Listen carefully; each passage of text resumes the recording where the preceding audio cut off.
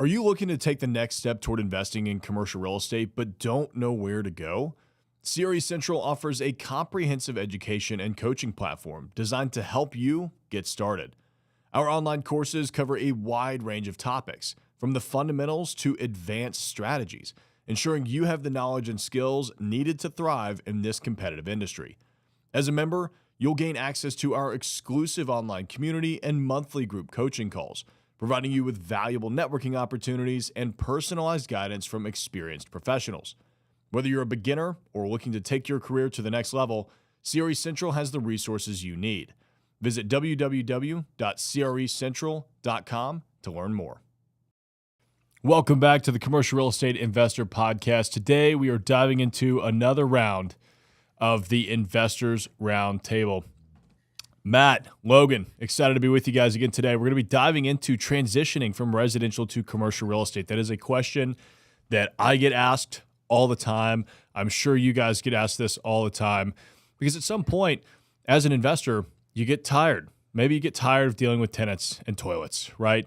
Maybe you realize, hey, it's not as easy to scale and grow as I thought it was. Maybe you realize, hey, this actually doesn't make me as much money passively as I was hoping it would. This is a lot of work.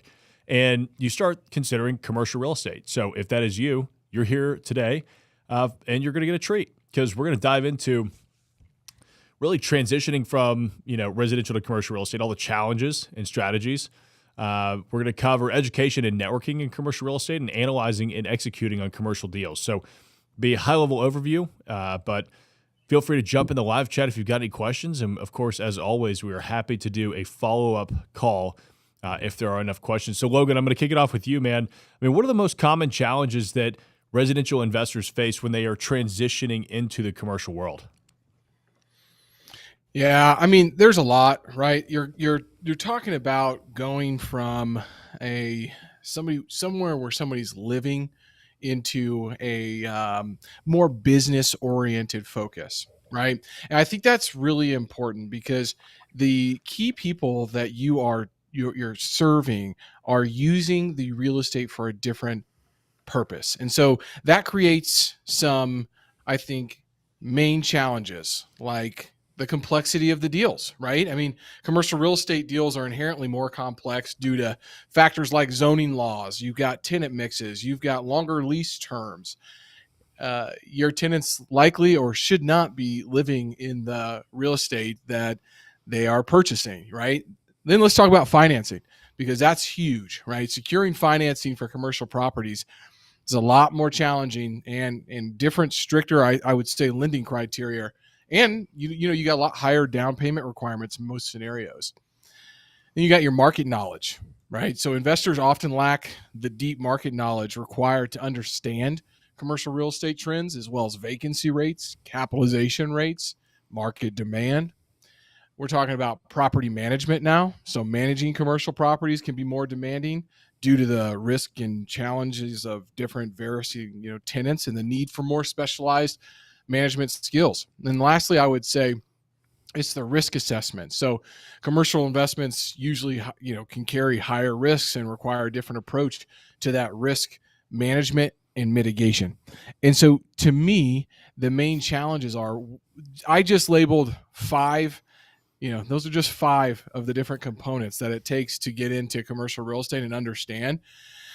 And you can read books, you can go to classes, but until you start actually investing and or helping other people to invest in those real estate deals, everything is going to feel really foreign. And so I think that when I talk to folks that have made the transition and made the transition myself, knowledge is important. Yes, like you have to have knowledge. But there's an area that I didn't even mention, which is the contracts. I'll give a quick example and a story because we have a lot of folks that will, on our listings, be from the residential side and bring a buyer to that property. Well, this was a small multifamily project, and earnest money deposit had already gone hard, non-refundable. We had we had already gone past the due diligence phase. We'd already gone past the financing, and there actually wasn't even, financing or appraisal contingency in the commercial real estate contract, which most residential agents and investors are used to having in their contracts for protection. Well, it comes down to it, and the financing changes on him at the last minute.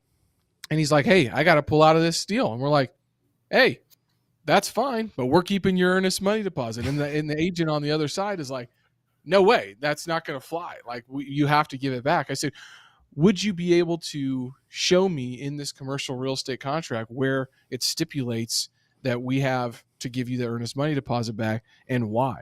And he was like, I don't care what the contract says. And it's like, whoa, hey, we're talking about a legal document that was signed, that you signed, and you probably didn't read or educate your client on that.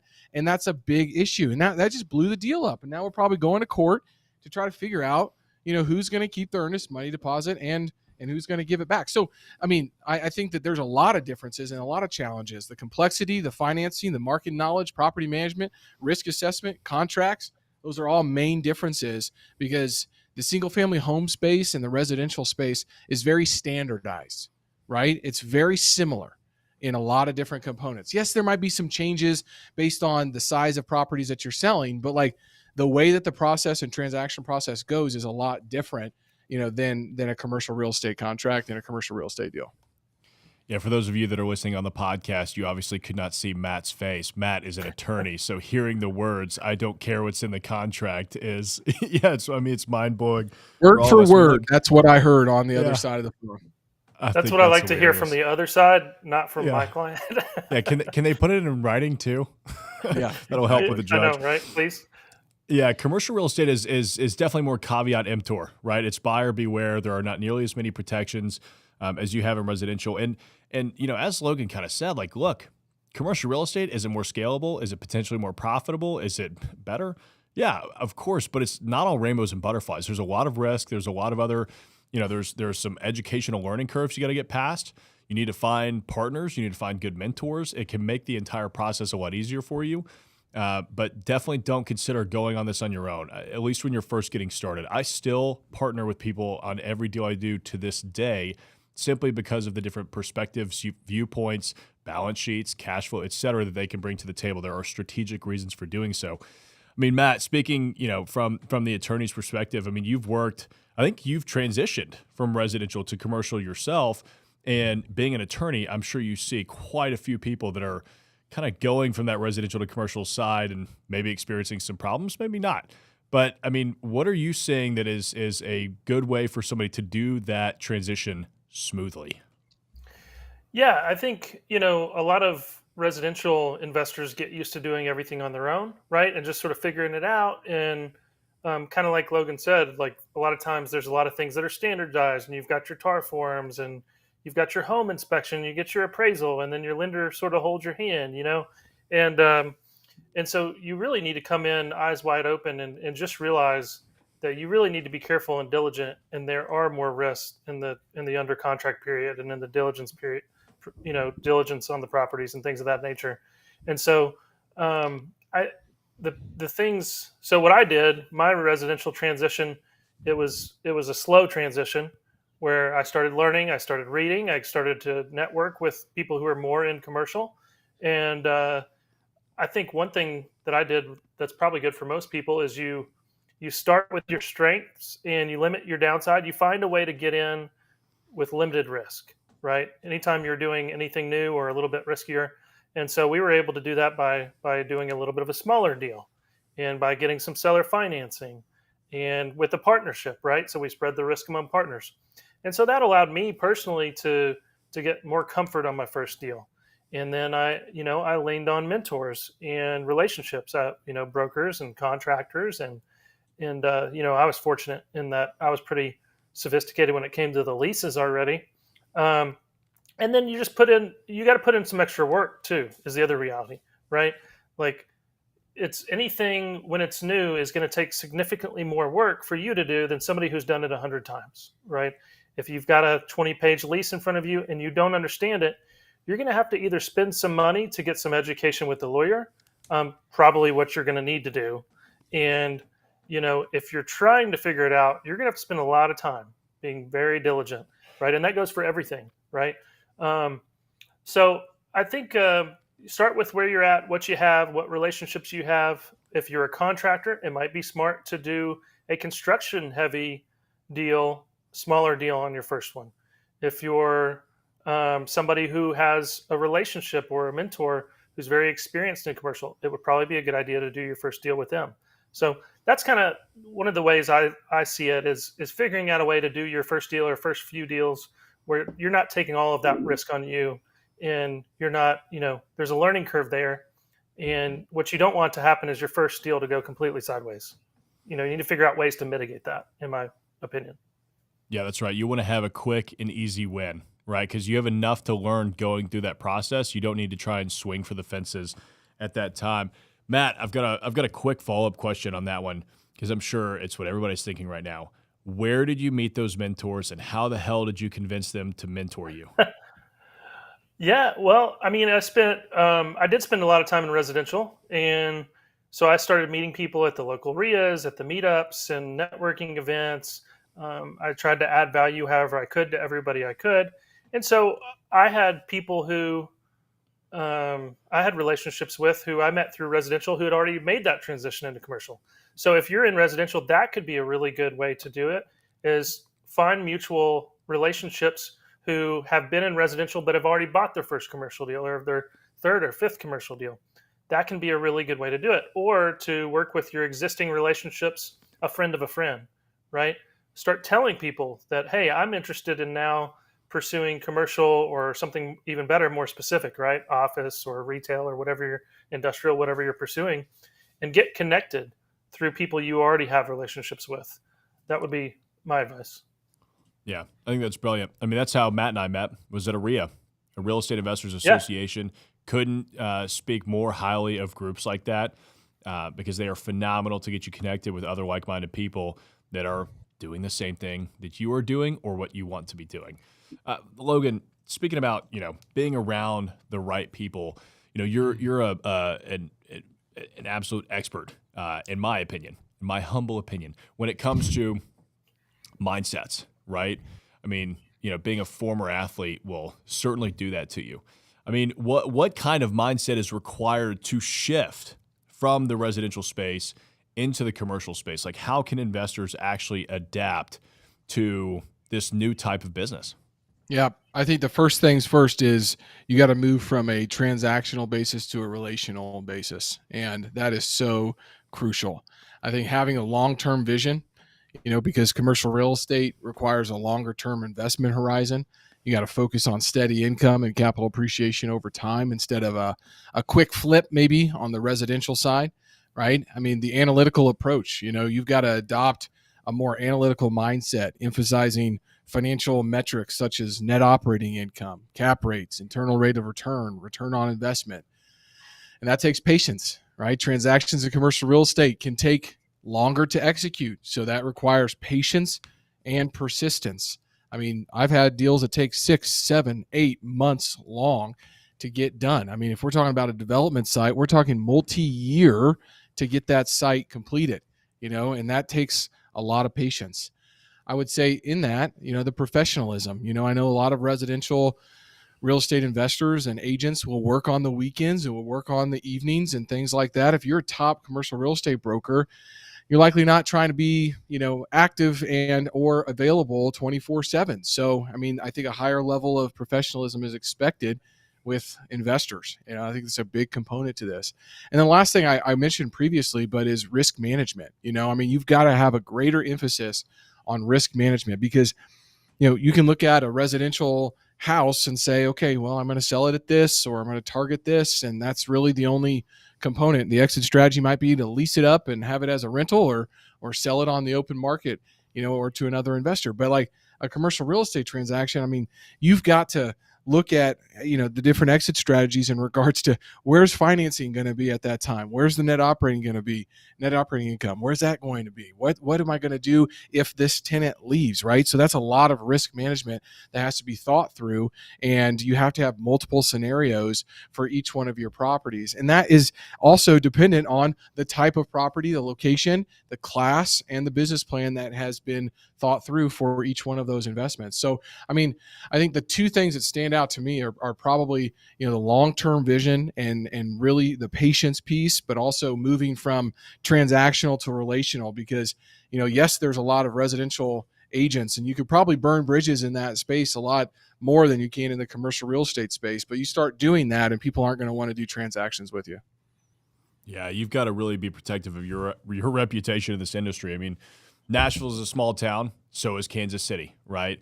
And that gets around quickly. And then commercial real estate is an even smaller industry within those towns. And your town, commercial real estate is not the biggest. I mean, think about this: commercial real estate in Nashville, there's probably 300 agents that work in the business here. There's over 13,000 residential agents in that same market.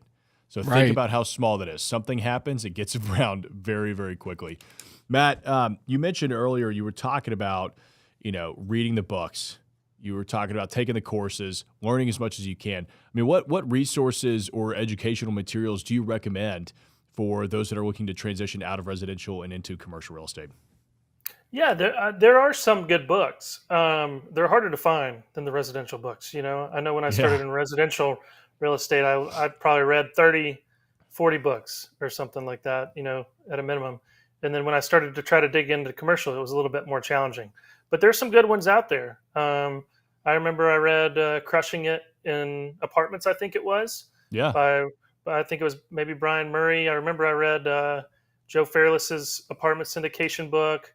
I read some commercial, more like textbooks. So it's a little more challenging. I know you've got some great educational resources. I think you really just want to put your hands on anything you can to just start learning.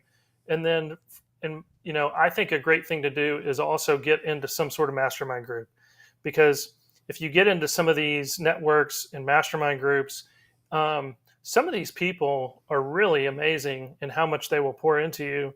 I know when I started doing larger apartment buildings, which was a little bit outside of my comfort zone, because I was in a network group, I reached out to half a dozen guys that I knew were experts in it. And they looked at deals with me. They spent half an hour sometimes going through it, helping me understand, making sure I wasn't missing anything. Same thing when I did retail. So it does go back to the relationships too, because kind of like what Logan said earlier, reading and learning is crucial as much as you can, right? But at the end of the day, you got to get out there somehow. You got to make some relationships. You got to make offers. You got to get some practical experience. And so having people in your corner, I think it's irreplaceable. I think you have to have it. That's my opinion. So I would mix the two of those together. Use people as resources and just use every educational resource you can. Yeah, I mean, I think one big theme you're going to pick up on today as you're listening to this is relationships. Relationships are almost everything when it comes to commercial real estate. That old adage, it's not what you know, it's who you know, is incredibly important when it comes to this industry, because who you know can teach you what you need to know, right? And they can also introduce you to the other people that you need to know in order to get these deals done. And it just makes things a lot easier that way. I mean, Logan, touching on that, how important is networking in commercial real estate compared to residential? I mean, sometimes I feel like residential is better at networking in some aspects, and then sometimes I feel like a lot of residential real estate investors kind of silo themselves off from the rest of the world. How would you compare that to commercial? Yeah, I think that it's critically important, and especially if you're making the transition from residential to commercial, you may not do your first deal until 12 months after you make the transition, right? But what you can do is get out there, meet the other players and hitters in the space, start telling them what you're trying to accomplish, and get that message out to the market, because I think that's a big component of trying to get your brand created. I just had a meeting with a gentleman who, was a property manager. And then, during that first transition from property manager to broker, he said, I didn't do a deal for 12 months, but I was out there meeting with developers. I was meeting with buyers. I was meeting with sellers, going to networking events, going to the CCIM events, all these different things. And people thought that I was out in the industry doing deals all over the place. And I hadn't done a deal. And I didn't do a deal for 12 months. But they thought that he had, because he came and he gave value, right? I think that's really important, is making sure that you're coming, because what you can do is you can come armed with market statistics, with knowledge of what's going on in your market, and you can come and ask questions to people who have already done it or are doing it, and that's going to add a lot of bit of value, to those individuals. So I think attending conferences, joining associations, focusing on an online presence, now more than ever, being able to clearly, concisely, and compelling way get out to the market on a regular basis what you're doing, why you're doing it, and what makes you different is extremely, extremely important. Video is the new sales. That's what we're doing right here, right now, is the new communication mode and methodology. Because people ask me, Logan, why do you do a video on LinkedIn every single day? Because I'm showing up in 27,000 people's feeds every single day. Not even talking about commercial real estate all the time. But look, I want people to make sure that they know I'm alive, I'm here, I'm doing things, and I'm going to be able to add value to you in your life. So the other part, I think, that just from a networking standpoint, is leveraging brokers. Building relationships with commercial real estate brokers. On a monthly basis, I probably meet with my what they might call my competitors in the industry to hear, what are you guys seeing? What are you working on? What conversations are you having with buyers and sellers? Has that gap been bridged? Where are you at in regards to that deal that I know you were working on, right? And what can we do together this year? And just keeping open lines of communication going. Sometimes those meetings are kind of humdrum because nobody's doing anything, or we're all waiting for the market to come back, or whatever's happening in the industry. But at the end of the day, you're going to have a time that comes in your career that you need some support, either from another broker, or you're going to be working with another broker, and having those relationships started before you start doing deals is a great way to make sure that, when that LOI comes across from your desk to theirs, that they know exactly who you are. I love the point you made earlier about how intense you're going in on LinkedIn. I mean, one thing to take note, we all have our own soapboxes today. Unlike any generation ever before us, we have an opportunity to share our insights, share our story, and connect with people in a better way than anybody else in history has ever been able to do. Take advantage of that. You don't necessarily have to start with 7 platforms or 10 or however many there are. Pick one. Become the expert at that, right? I mean, you look at like Justin Welsh, who Logan introduced.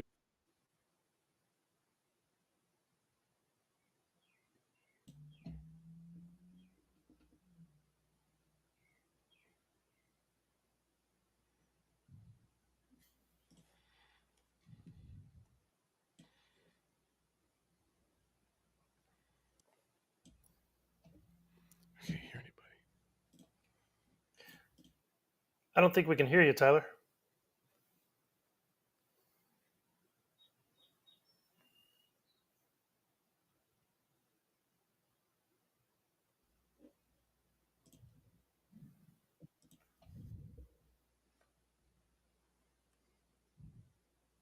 I can't hear anybody. I can hear you, Logan. All right. I can hear you as well. Just can't hear Tyler.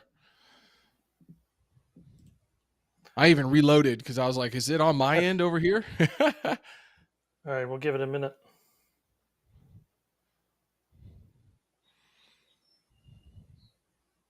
What was Tyler All right, talking can you about? hear me now? Oh yeah. Yes. Now he's back. There we go.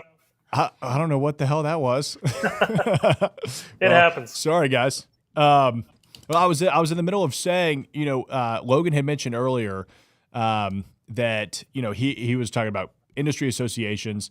We all know about ULI, CCIM, SIOR. I mean, Matt, have you ever joined any of those associations? And what's your experience been with them? I never have, to be honest with you. I don't really have a lot of experience with those. I've heard great things from fellow brokers, from people I network with and mastermind with. I mean, I don't have a lot of first-hand experience, but from my point of view, it's hard to go wrong with joining something like that, right? Anything where you can create a network and a base layer of education is only upside from my point of view. Talk about the masterminds, because you and I are obviously both in the same mastermind, Go Abundance. Talk to me about how impactful that's been. Yeah, I mean, it's been enormous. It's one of those things where you get what you get out of it, what you put into it, right? But as as for like transitioning into anything really, but specifically real estate to commercial, it really is a learning curve. And so part of the problem is you don't know what you don't know, and having people in relationships overcomes that, because I can read as many books as I want to, or go do site visits and make offers and things of that nature. But if I'm somebody transitioning from residential to commercial, you know, I don't have like a decade of a brokerage experience or some other way to get that exposure. So the best way, in my opinion, to shortcut it is have somebody with you who already has that experience and that exposure, right? And if that can't be a partner, then let that be a relationship or multiple relationships that you can have as a mastermind in connection with the deals you're looking at, right? Like your business plans, your market strategy. Hey, I'm looking at this market, ABC relationship. You have experience in this market, or you have experience in this asset class. What do you think about this market? Hey, I'm looking at this deal. What do you think about this deal? Hey, here's how I'm coming up with the NOI for this property, and I think I'll be able to push the rents to this number, and that's going to result in this evaluation. What do you think about that, right? And it's a really, in my opinion, it's a really it's a way to shortcut your learning process. There's no way around it. But there are some people who hop on a bike and some people who hop on a plane, and I think working with somebody who has great experience is a great shortcut. Yeah, makes your life a whole lot easier, right? Learn from somebody else to touch the stove instead of you having to do it yourself. Gentlemen, we are going to run out of time, so we're not going to get to analyzing and executing commercial deals. You know what that means. We're going to have a part 2 where we will dive all into the differences of analyzing and executing commercial real estate deals. However, let's leave our listeners with just final thoughts on transitioning from residential to commercial real estate, the challenges, the education, the networking. Logan, I'm going to kick it off to you first. Remember the gap and the gain, meaning you've got an ideal version of where you want to go, and that gap seems to be very, very big. But if you operate out of that gap, you're going to create a lot of anxiety, a lot of paralysis by analysis. You've got to be focused on the gain, meaning breaking that strategic goal down from, hey, I'm trying to make this transition from residential to commercial. What are the steps that other people have gone through? And then put a plan in place that you can be 1% better than you were yesterday. Just beat who you were yesterday. There's so many resources available to you now, so many people around you, that if you are coming from a good place with purity of intention, you're really going to be able to make some strides. So make sure to remember, operate out of the gain, not the gap. It takes time. Nobody just started doing $100 million transactions or $100 million a year. That's not the way that this works. And so break it down, chunk it down, and take good steps every single day. I love it. Matt, what about you? Yeah, I would say just go back to the mentality you had when you started in residential, right? When you started in residential, you were reading all the books, you were soaking it all up, you were going to all the networking events, you were calling the real estate agents and saying, nervously, do you think the seller would take any less, right? Or, whatever you were doing, you're just putting yourself out there. You were trying to learn, you were trying to get exposure, and you were trying to build relationships. And I think at the end of the day, you just got to do that again in a little bit of a different arena and just take it one step at a time. Awesome. Matt, Logan, thank you guys. Audience, tune in next time for part 2. We're going to be diving into the differences between analyzing and executing commercial real estate deals, and we'll see y'all in the next one. Are you looking to take the next step toward investing in commercial real estate but don't know where to go? CRE Central offers a comprehensive education and coaching platform designed to help you get started. Our online courses cover a wide range of topics, from the fundamentals to advanced strategies, ensuring you have the knowledge and skills needed to thrive in this competitive industry. As a member, you'll gain access to our exclusive online community and monthly group coaching calls, providing you with valuable networking opportunities and personalized guidance from experienced professionals. Whether you're a beginner or looking to take your career to the next level, CRE Central has the resources you need. Visit www.crecentral.com to learn more.